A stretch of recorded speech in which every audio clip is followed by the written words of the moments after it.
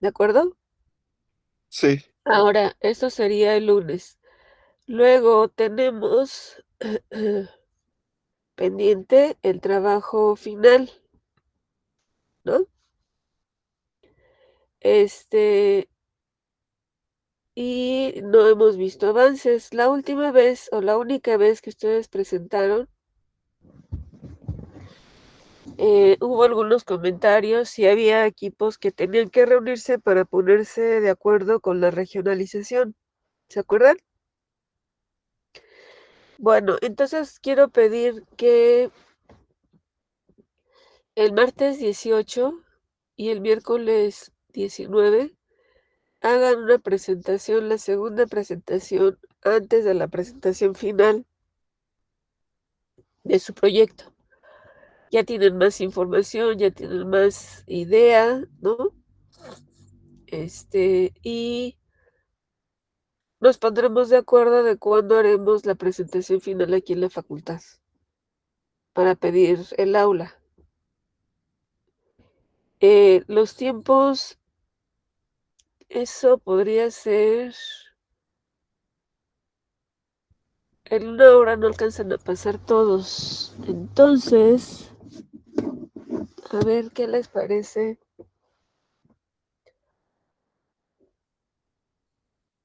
Este, Tendría que ser una reunión larga, ¿no? ¿Cómo están sus tiempos para, por ejemplo,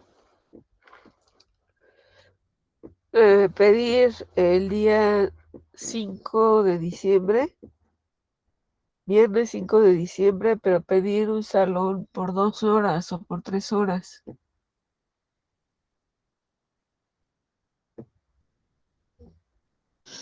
Si es en la mañana, yo no tengo problema, pero los demás no sé. 6 de la mañana a las 7 de la mañana, de 7 a 9, de 7 a 10.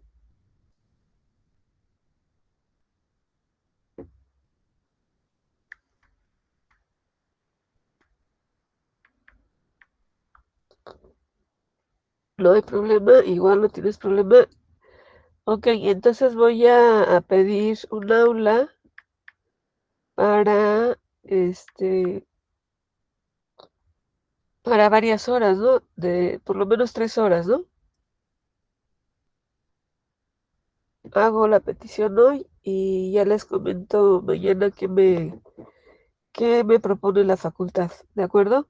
Entonces, la siguiente semana, el martes y el miércoles, harán presentaciones muy rápidas para ver los avances de sus proyectos.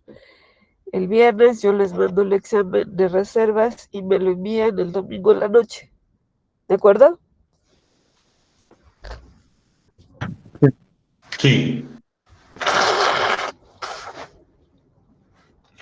Bueno, pues vamos a empezar eh, el otro tema que todavía nos faltan dos, que tiene que ver con riesgo de mercado y riesgo financiero. Preparé un documento que tiene algunas ideas de lo que, de los impactos o de lo que nosotros conocemos como rentabilidad o de esos márgenes que tenemos que poner en los productos y que tiene que ver con la parte financiera de la compañía. Después les voy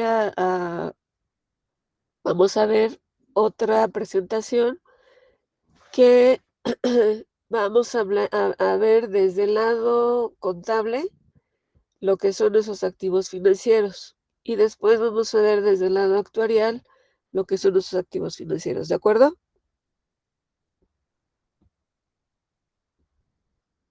¿Sí? Sí. Ok. Bueno, voy a compartir mi pantalla. ¿Ya todos la ven? Sí. Estas, como les dije, son algunas ideas sueltas de como un preámbulo de por qué es importante que nosotros entremos a un tema de riesgo de mercado o tengamos que ver algo que tenga que ver con medidas financieras, ¿no?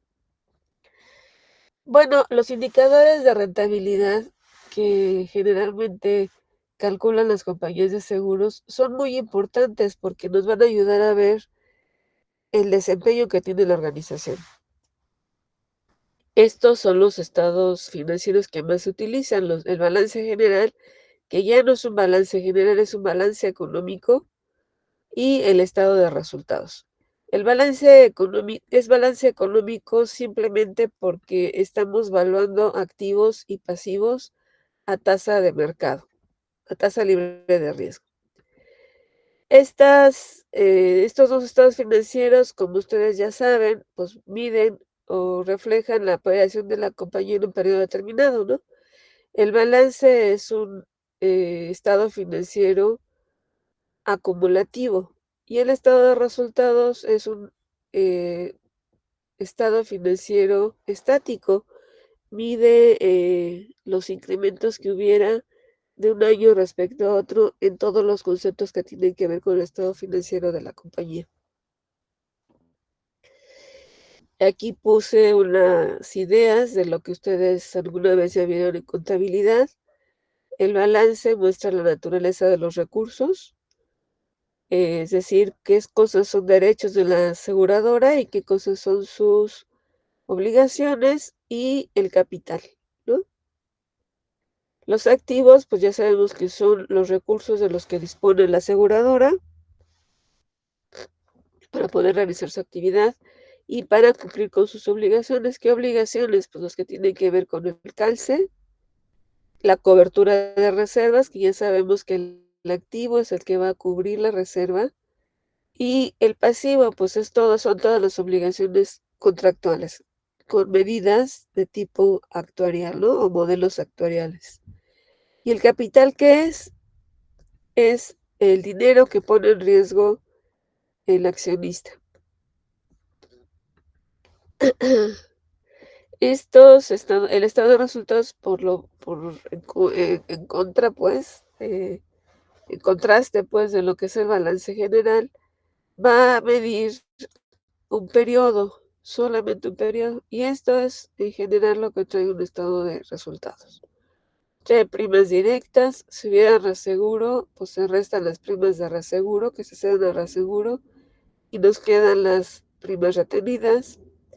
A esas primas, es decir, a ver, este estado financiero, que es el estado de resultados, va a medir de alguna manera si estas primas alcanzan para pagar lo que tenemos que pagar. Entonces, ¿qué es lo que tengo que disminuir de las primas? Pues todo lo que tenga que ver con los costos de adquisición, con el pago de reclamos, ¿no? Y el incremento a la reserva de riesgos, incluso que es una obligación, ¿sí? Ustedes ya han visto ese estado financiero. ¿Le puedo dar vuelta a mi hoja?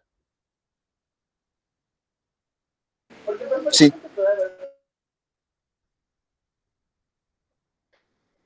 Bueno, generalmente siempre las compañías de seguros tienen que fijar una meta en términos de rentabilidad.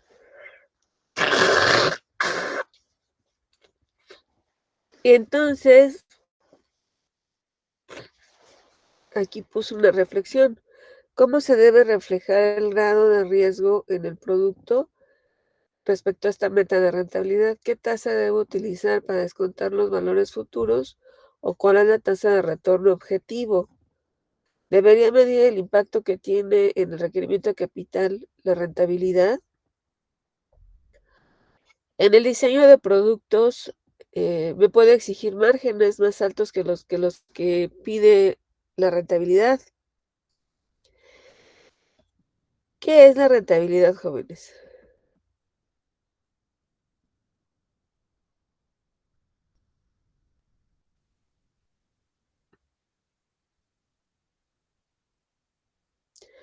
Bueno, si yo viera el estado financiero, esta utilidad antes de impuestos o esta utilidad de la operación o pérdida de la operación, esto ¿Qué tanto ganamos respecto a lo que gastamos? Exacto. Esta utilidad o esta pérdida es la rentabilidad que estamos dejando a la compañía, pero es una medida estática. La rentabilidad no es lo mismo que la solvencia de la compañía. La solvencia es hasta extinción de la cartera, o sea, no me va a bastar con ver el periodo como lo ve el estado financiero del estado de resultados, sino tengo que ver a extinción la cartera, ¿de acuerdo? ¿Sí? Ok. Cuando diseñamos el producto, nosotros nos dimos cuenta que tenemos que dejar dinero, o sea, no, el hacer un producto no es una idea bonita del actuario, no es una satisfacción mental para el actuario. Para responder a necesidades de crecimiento de la compañía y por lo tanto va a requerir capital. Y por lo tanto, ese capital que está poniendo en juego el dueño te va a exigir una rentabilidad, ¿no? Por ejemplo, una fórmula podría estar pensada para tener márgenes de rentabilidad como función del grado de riesgo. Y entonces, ¿qué es el grado de riesgo? ¿Dónde veo los riesgos? Ah, pues en estas cosas, ¿no? El grado de caídas, la mortalidad, los gastos, el riesgo de inversión, el margen de rentabilidad para un producto puede ser un conjunto de grados de riesgo estimados. Este enfoque requiere tener un buen juicio actuarial, porque también permitiría pues mucha flexibilidad. Y generalmente cuando hacemos un análisis de la rentabilidad o ponemos un objetivo de rentabilidad, pues eso es sujeto a hacer análisis de sensibilidad. ¿Qué es el análisis de sensibilidad? Es el what if, ¿no? ¿Qué ocurre si incremento las primas? ¿Qué ocurre si hago variar la tasa de mortalidad y la hago desplazarse un poco a la izquierda? ¿Qué ocurre si en las tasas de caídas las incremento con un margen de seguridad? Entonces, tengo que hacer escenarios que me lleven a tener una idea más clara del nivel de riesgo que está corriendo la compañía de seguros, ¿sí? Fíjense, por ejemplo, ¿es posible realizar ajustes en el diseño de productos cuando estoy haciéndome esas preguntas? Sí, por ejemplo, produce grandes pérdidas por las caídas. ¿Qué son las caídas? La salida de las pólizas del vigor. ¿Cómo se sale una póliza del vigor? Se puede salir por varias razones, ¿no? Una, porque el asegurado decide ya no seguir. Y otra, por lo que habíamos comentado la semana pasada, por el valor de rescate, ¿no? Por el uso del valor de rescate. Y eso puede afectar los primeros años de vida de la póliza. Entonces, los valores en efectivo en esos primeros años de vida podría reducir o podríamos reducirlos para compensar las grandes pérdidas de la compañía. Otra pregunta es, oye, ¿qué tasas voy a usar? ¿Con qué tasas voy a descontar los flujos futuros, no? ¿Cuál es el retorno de inversión esperada en un seguro de largo plazo? Entonces yo tengo que traer a valor presente los flujos que proyecto. ¿Están de acuerdo? Y debo decidir qué tasas usar. Aquí les pongo un poco las ideas de que el costo de capital es un tema que no puedes obviar. Lo que generes de utilidad para la compañía de seguros debe ser de tal tamaño que le dé ganancias, desde luego, a la compañía de seguros, pero sobre todo pague el costo de capital, es decir, lo que el accionista espera recibir por la administración de riesgos que has hecho en la compañía de seguros. Un producto podría requerir mayor o menor uso de capital o de alguna de las fuentes de capital, especialmente, por ejemplo, el reaseguro. Ok, todas estas preguntas son las cosas que hacemos cuando estamos queriendo diseñar un producto No solamente fíjense que estoy preguntándome sobre las hipótesis técnicas o las actuariales. También debo preguntarme qué tasas son las que voy a utilizar. Fíjense bien, hay muchas tasas, ¿no? Aquí en el seguro de largo plazo, yo debo hacer varios supuestos. Un supuesto es con qué tasas voy a descontar los flujos futuros, los flujos de entrada y los flujos de salida, ¿no? Las entradas son las primas, las salidas son los pagos contractuales, la reserva, todos esos flujos los voy a traer a valor presente. Bueno, a lo mejor ese valor presente se queda resuelto más o menos fácil con la tasa libre de riesgo que tenga la compañía de seguros, porque con eso puedo evaluar a valor presente todo, ¿no? Pero fíjense que hay un supuesto muy importante en los seguros de largo plazo. Las primas que recibe la aseguradora tienen que ser provechosas, ¿no? O sea, tienen que estar bien aprovechadas. ¿Y cómo son bien aprovechadas? Pues si se invierten en instrumentos que nos garanticen una rentabilidad superior o cada vez más alta para que la compañía lo que va a obtener de esas inversiones sea un producto financiero que va a ayudar no solo a capitalizar a la compañía de seguros, sino va a ayudar a pagar las obligaciones. Entonces hay una tasa que se tendrá que proyectar en el largo plazo como la tasa futura de inversión en la que esperas que se puedan invertir esas futuras primas. ¿Sí me siguieron la idea? Pero ¿cuál es el problema? Son muchos problemas ahí, ¿no? Yo hoy tengo una tasa de interés y en el pasado pues tengo un histórico de tasas de interés. Pero ¿qué veo en un histórico de tasas de interés, jóvenes? ¿Qué es lo que ven ustedes? ¿Son estables? ¿Son fáciles de proyectar esas tasas de interés?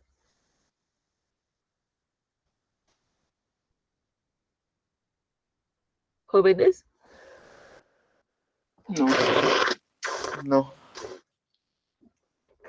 No, no oí, perdónenme. No escuché, perdón. Sí que no son fáciles de proyectar. ¿Mande? No son fáciles de proyectar. No, no son nada fáciles de proyectar, ¿no? ¿Por qué? Bueno, pues porque tienen un movimiento, o tienen movimientos que no podemos nosotros predecir. ¿Por qué? Porque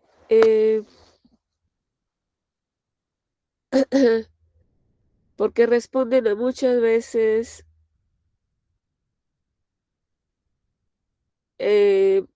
temas que tienen que ver con la política económica de los países, ¿no?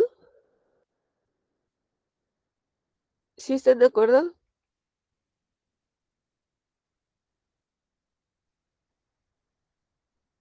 ¿Sí están de acuerdo?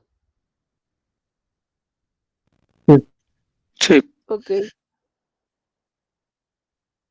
Ay, espera un segundo, déjeme ver aquí algo.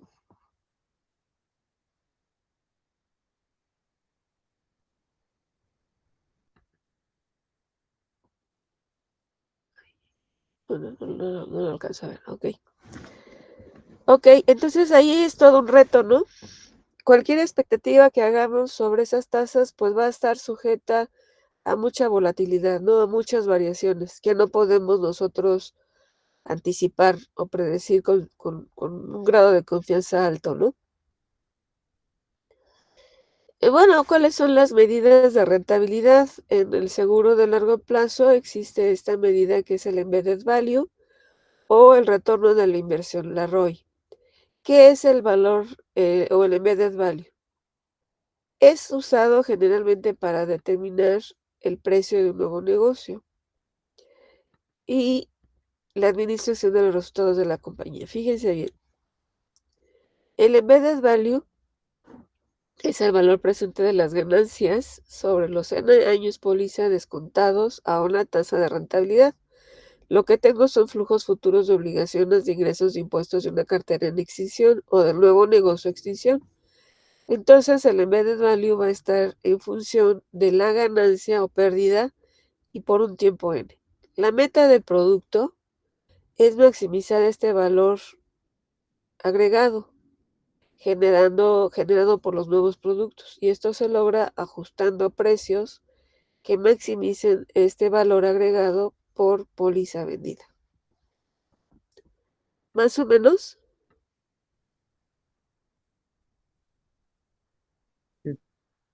Sí.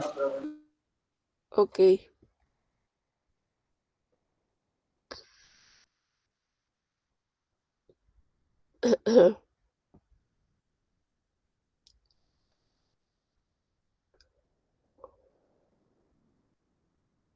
Ay, espérame un segundo. Ok. Ahora, ¿qué es el ROI? El retorno a la inversión. Es una tasa de descuento que resuelve el valor presente de las ganancias igualándolas a cero, o lo que conocemos como la TIR, ¿no? La tasa interna de retorno. Por ejemplo, la compañía puede tener las siguientes metas de rentabilidad: del 10% en las primas emitidas, sujeto a una tasa de retorno del 15%, o tener un 15% sujeto a una tasa de rentabilidad mínima que sea igual al 5% de las primas. ¿Sí? Aquí que tengo las ganancias en un tiempo T traídas a valor presente por una tasa de interés, ¿no? Pero esta sumatoria pues tiene que ser igual a cero. De lo que se trata es encontrar las raíces de ese polinomio, ¿no? Por ejemplo, si yo tengo una inversión inicial de 1,000 pesos y con una tasa del 5%, en el año 1, pues la inversión es menos 1,000 pesos, traído a valor presente es menos 952, y después tengo estos ingresos y llego al final con 150, pero el valor presente es 0. ¿De acuerdo? ¿Cuál resulta ser mejor para el inversionista? Pues el 6%, ¿no?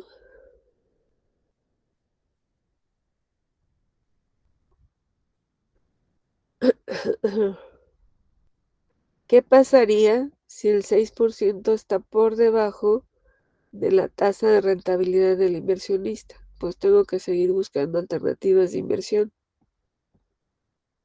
¿Sí están de acuerdo? Sí. Ok. Y ya, estas son algunas ideas. ¿Les interesa que les comparta ese documento? Sí, por favor. Sí, por favor. Ok, en Sí, la por tarde favor. se los voy a mandar. Ok, ahora vamos a ver desde el lado de la contabilidad qué es lo que vemos. ¿Por qué es importante la contabilidad del seguro? Porque acuérdense que la contabilidad, aunque no nos guste, la odiemos, es la base más confiable de una compañía de seguros, porque es la que refleja las operaciones de la compañía de todos los días. Si llega una auditoría, los auditores financieros, actuariales de la comisión, los que sean, van a mirar la contabilidad de la compañía. Ahí no puedes falsear datos, ahí no puedes poner cosas que inventaste, tienen que tener un soporte para quedar como registro en la operación de la compañía. Por eso es importante darle una revisada a la contabilidad de seguros. Bueno, en general, las inversiones se clasifican en dos tipos. ¿Quiénes son estos activos financieros? Hay instrumentos de deuda, ¿no? O instrumentos de capital y derivados, ¿no? ¿Quiénes son, por ejemplo, los instrumentos de deuda? La deuda gubernamental, ¿no? Que son instrumentos con un riesgo muy bajo porque el gobierno es el que es el soporte, ¿no? El que dará el pago a esos rendimientos comprometidos, ¿no? Las inversiones, según esto es un tema financiero, pero contable, ¿ok? Según este boletín C2, las inversiones se clasifican en intención de adquisición y tenencia, como la capacidad financiera para mantener esta intención de adquisición y tenencia. Y aquí estarían los instrumentos con fines de negociación, instrumentos que conservan al vencimiento, instrumentos que están disponibles a la venta. Si vemos la NIF, el modelo de negocio de inversiones, ¿cuál es? Es obtener flujos de efectivo, para lo cual va a requerir instrumentos financieros para cobrar el capital o el principal y el interés, o instrumentos financieros para cobrar o vender, o instrumentos financieros negociables. Eh, Según este boletín C2, los instrumentos para tener la intención de adquisición y tenencia serán instrumentos con fines de negociación, conservados a vencimiento o disponibles para su venta. Según el criterio contable de la Comisión en el boletín 2, que ya está derogado, el modelo de negocio será títulos con fines de negociación, títulos para conservar a vencimiento y títulos disponibles para su venta. Esto no se alcanza a ver casi nada, ¿verdad? ¿O sí se alcanza a ver?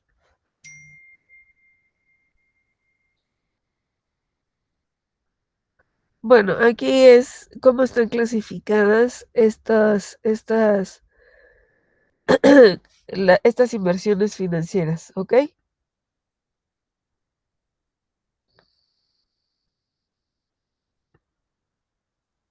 ¿Sí?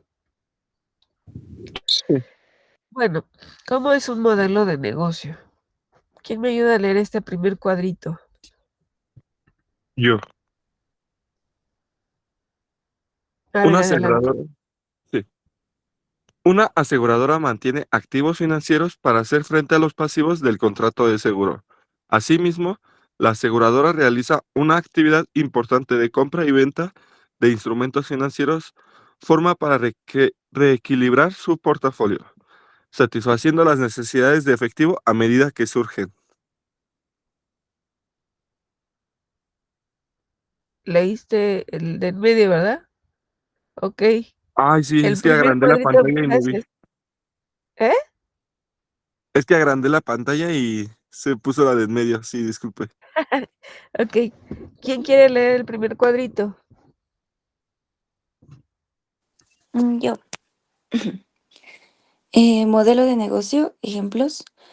Una entidad mantiene inversiones para cobrar sus flujos de efectivo contractuales.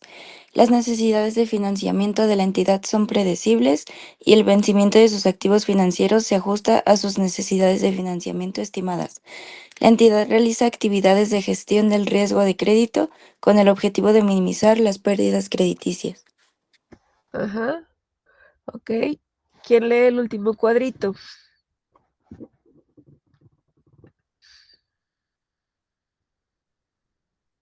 Yo.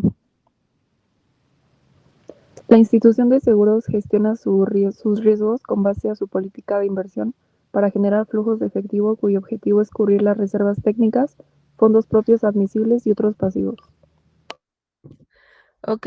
¿Sí están viendo distintas perspectivas de las aseguradoras? ¿Sí? Sí. Ok. ¿Cuáles son las principales disposiciones legales? La ley. En este artículo, en el 118, dice qué operaciones podemos realizar. Y son pues el tema de las reservas, invertir las reservas con motivo de sus operaciones. ¿Pero qué invierte de las reservas? Hemos dicho que la reserva es un valor estimado. ¿Cómo invierto un valor estimado?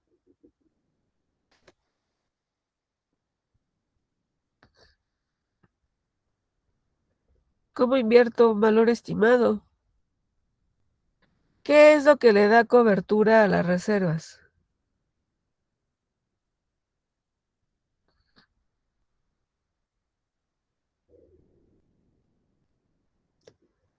¿Qué es lo que cubre las reservas, jóvenes? Los activos, ¿no? ¿Sí o no? ¿Jóvenes?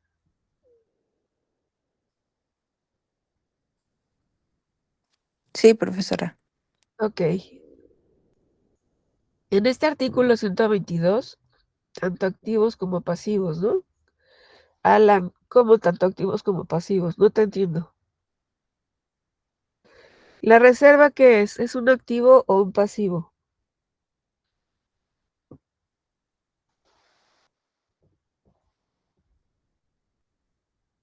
¿La reserva qué es, jóvenes? ¿Es un activo o un pasivo? Un activo. ¿La reserva es un activo? ¿La reserva qué mide?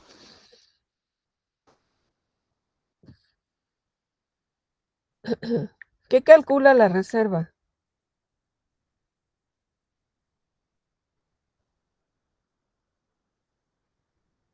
¿Para qué sirve la reserva? ¿El capital restante? No. Bueno, calcula las obligaciones futuras de la empresa. Y sirve para pagar esas obligaciones futuras, ¿no? Entonces, ¿es un activo o un pasivo? Un pasivo. Es un pasivo.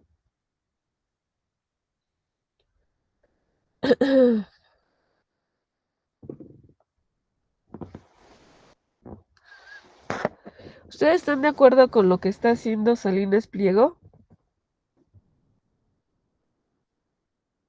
¿Con su deuda con el SAT?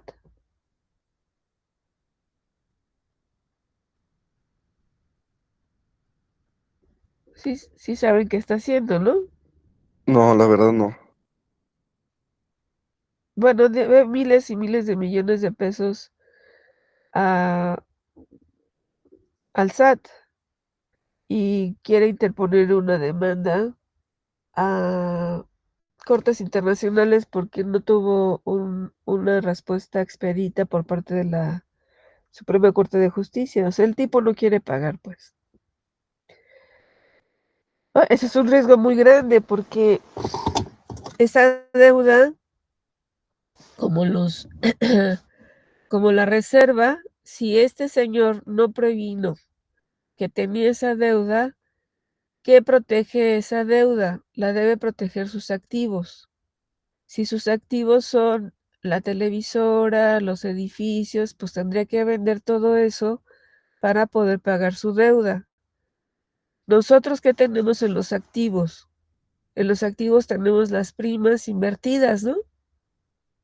Son inversiones que tiene la compañía. Ese dinero que queremos que se haga más y más y más y más dinero, es el que sirve para pagar las obligaciones, es el que protege a las reservas, cubre las reservas, da la cobertura de reservas, ¿de acuerdo?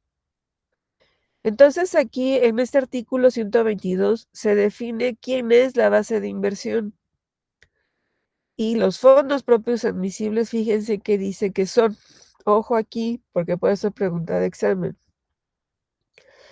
cubren el requerimiento de capital de solvencia. Entonces, estos fondos propios admisibles, ¿dónde están? ¿Del lado del activo o del lado del pasivo?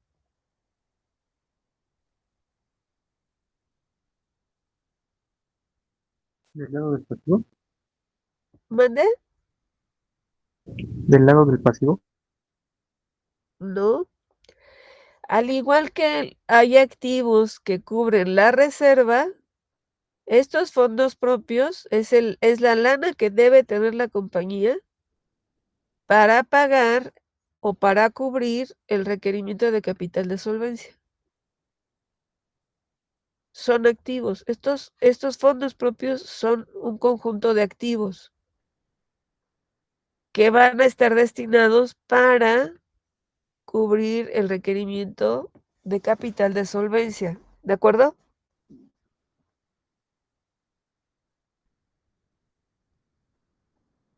¿De acuerdo? Sí. Sí. Ok. Aquí hay una serie o un conjunto de disposiciones legales. ¿Por qué? Porque aquí acuérdense que debe haber una política de inversión, ¿no? O sea, no es lo que el actuario en inversiones o lo que el financiero en inversiones decida hacer. Debe haber una política de inversión de la compañía de seguros, pero además esa política debe estar apegado a la normatividad. Lo que hemos dicho, oye, no podemos nosotros invertir en lo que se nos pegue la gana, porque lo que tenemos invertido es un bien público, es el dinero de las personas, son las primas de que las personas están pagando. Ajá. Y esta política de inversión tiene que estar aprobada por el Consejo de Administración. Tiene que haber un comité de inversiones. La comisión podría prohibir la adquisición de activos que representen un riesgo excesivo en su cartera. ¿Cuáles, por ejemplo? Oye, pues yo quiero invertir en la bolsa. Todo ese tiempo quiero invertir en la bolsa porque está dando grandes ganancias. Pues no, porque así como te da grandes ganancias, te puede dar grandes pérdidas de manera momentánea, ¿no? También la comisión define cómo vas a reportar lo que estás haciendo con tus activos y con tus inversiones. Aquí está en este artículo. Cuando las inversiones y los activos no sean suficientes para cubrir la base neta de inversión o los fondos propios admisibles para respetar el requerimiento de capital, la comisión va a imponer sanciones. Es decir, si no me alcanza lo que tengo para cubrir el capital, el requerimiento de capital, me va a sancionar, pero también me va a exigir que tenga con qué cubrirlo. ¿Y con qué lo voy a cubrir? Pues con más capital. Le voy a requerir capital al dueño del capital para que yo pueda cubrir ese requerimiento. ¿De acuerdo? ¿Le puedo dar vuelta a mi hoja? Sí. ¿Qué otras disposiciones tenemos? Fíjense, hay un capítulo, hay muchos capítulos. El capítulo 5 ya dijimos que es en la CUS, la Circular Única de Seguros y Fianzas. En la CUS, capítulo 4, está el diseño de productos. Capítulo 5 está completamente descrito todo el tema de reservas técnicas de corto y largo plazo. En el capítulo 6 se habla del requerimiento de capital. En el capítulo 7, ¿quiénes son los fondos propios admisibles? Es decir, ¿qué activos son los que voy a considerar para que cubran el requerimiento de capital de solvencia? Y habla de la prueba de solvencia dinámica. En el capítulo 8 habla de las inversiones y de otros activos. Aquí es donde me está definiendo dónde debo o puedo invertir. El capítulo 22 habla de toda la contabilidad de seguros y los estados financieros. Habla de todos los reportes regulatorios, que ya vimos en el inicio que son un montón, ¿no? Estas son algunas normas de información financiera sobre instrumentos financieros. El IFRS 9, la IAS, que es una es extranjera, pues IFR 7. Esto tiene que ver más con temas contables. ¿Le puedo dar vuelta a mi hojita? Sí. Ok. Y bueno, esto es todo lo que trae esa NIF en distintos capítulos, normas de información financiera. ¿Qué diferencias hay entre el IFRS y la NIF? Aguas aquí, porque la IFRS es una nueva forma de medir esos indicadores de rentabilidad respecto a las normas de información financiera que estamos acostumbrados a medir. De hecho, hay ya mucha información sobre la IFRS y cómo representar esa contabilidad e interpretarla con base en esto, la IFRS. ¿Qué dice aquí? Dice, oye, la IFRS define un periodo contable siguiente a aquel en que ocurrió el cambio en el modelo de negocio. Y la NIF dice, lo tienes que reflejar en el momento que ocurra. ¿Sí? Cuando haces una compra o venta de un instrumento financiero, la contabilidad del IFRS dice, reconoce esta transacción de adquisición o de venta en la fecha en que se liquida. Y la NIF dice, reconoce esa transacción en la fecha en que se está haciendo la concertación, es decir, en la que se está haciendo el compromiso de comprar o de vender un instrumento financiero. ¿Le puedo dar vuelta a mi hoja?